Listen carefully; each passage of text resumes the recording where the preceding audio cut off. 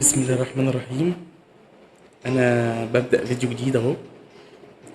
انا ساند على راسي على الحيطة عشان بس بحب البساطة يعني. بتكلم النهاردة عن حاجة مهمة جدا. ايه هي؟ ازاي تبص على الحيطة، يعني تبقى قاعد كده وتبص على الحيطة كده، تمام، على السقف قصدي، وتبقى مستمتع. طبعا انت في اوقات يعني فراغك، هتطفي النور زي انا مش انا هطفي كده، وتقعد تبص للسقف، تبص يعني. انت بتبص في ايه؟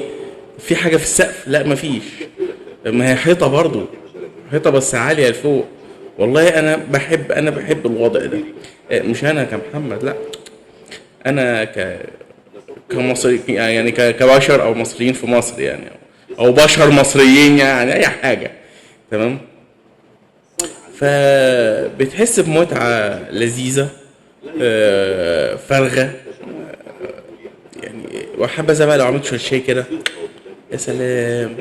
تشفط شفطه وتبص بص، تشفط شفطه وتبص بص.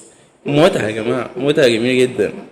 الفضا بيعمل اكتر من كده، بالذات بقى انت يعني اللي سايب شغله بقى، واللي متطلقه بقى، واللي متطلق برضه او مطلق يعني.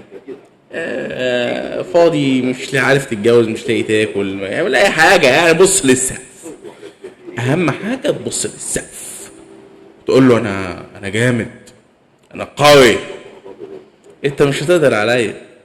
عارف لو انت وقعت عليا سقف، انا مش هتهز، انا هفضل قوي قوي، انا هفضل راجل.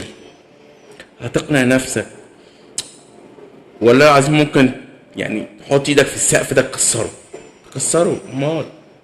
اه هو هيتكسر بسهوله؟ ها، ما انت هتبقى فيك قوه بقى، قوه قوه قوه. والى حلقه قادمه مع حكاوي السقف.